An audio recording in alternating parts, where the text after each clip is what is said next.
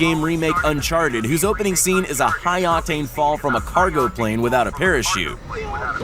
You'd think Spider-Man would be okay doing his own aerial stunts, but they've brought in wires, a giant hydraulic arm, and a blue set to help producers pull off the death-defying scenes. You don't even need to use real cars in movies anymore. This iconic scene from X-Men Days of Future Past has Quicksilver rushing in to save his colleagues from an explosion at 2,000 miles per second. To create this faster-than-sound sequence, filmmakers filmed Evan Peters running on a treadmill and blended it with a rotating shot that had been slowed down. The result was this slow-mo masterpiece. This scene in John Wick 3 just couldn't have been filmed on a real street. Instead, fake motorbikes, green carts, a complex winch system, and a whole bunch of dudes in green morph suits all helped Keanu Reeves fight off his attackers in slow motion. They even had a guy blowing wind on Keanu's hair to make it look like the bike was moving. Speaking of Spider-Man, ever wondered how they make your friendly neighborhood Spidey look so good? It's mostly blue screens.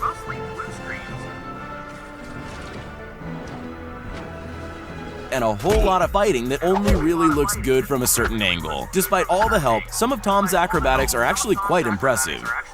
This scene from Supergirl looks a little different without the post-effects added in. I'm just gonna go ahead and say it. Superheroes without their powers just look like mimes in fancy leotards. We're not gonna win this today. When the cast returned to Jumanji, the majority of their jungle adventures were way too dangerous to film for real. Plus, where are you gonna find a herd of angry ostriches at short notice? The film and effects crew utilized some inventive blue screen sets and high-end CGI to create a visual masterpiece. And now head for the rhombus! Come on, hurry up! Rhombus! Rhombus! One of the biggest movies of all time, Avengers Endgame, was an absolute masterpiece in terms of visual effects and computer-generated backdrops. Not only did teams have to render special abilities and costumes onto hundreds of superheroes, but all this with an apocalyptic wasteland as the backdrop. I have to say though, I thought Thanos would have been taller.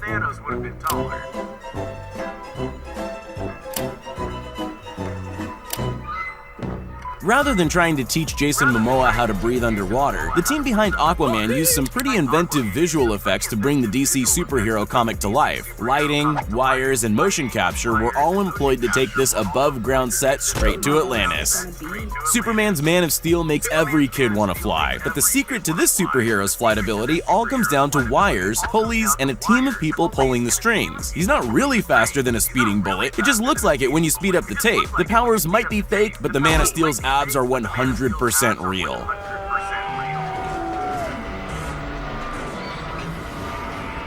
You're probably not shocked to find out that the dinosaurs in Jurassic World aren't real. That's right, they're almost completely CGI. Wait, almost? We hate to ruin the mystery behind these fierce velociraptors, but they're actually just guys in gray leotards and raptor helmets. For the most part, Chris Pratt just has to pretend there's a vicious predator standing in front of him.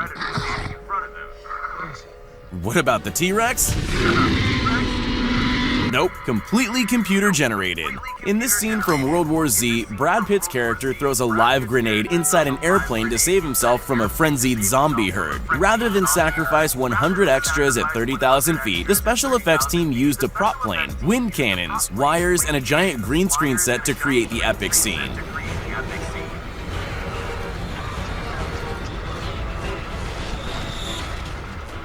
In the live-action reboot of the Disney classic Aladdin, it was always going to be a challenge to bring all the magical elements to life. From flying the magic carpet to running through the Cave of Wonders, producers used blue screens, hidden supports,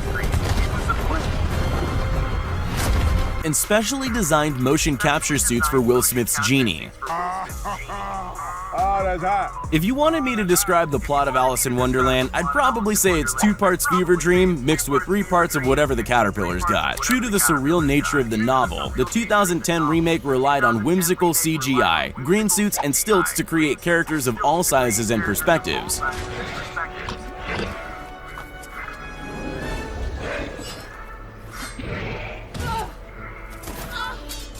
The logistics of building a massive wall are way beyond most film companies. It's even beyond most presidents. That's the reason why producers working on Maze Runner used incredibly realistic CGI to render these massive maze walls. There's only small constructions used for reference. The rest is a complete fabrication. In Disney's Beauty and the Beast remake, the fearsome prince-turned-monster is a terribly intimidating creature. In reality, it's just a guy in a motion capture suit. I'm not sure if that's padding he's got there, or if the guy only does leg day, but those are some beastly quads. This river rapids scene in The Hobbit had so much going on all at once. There's a raging river, orcs firing arrows and swinging swords, as well as making sure all the dwarves stay in their barrels. Swap out weapons for green pool noodles, add in some well-timed splashes of water, and you've got yourself an authentic indoor river rapid adventure.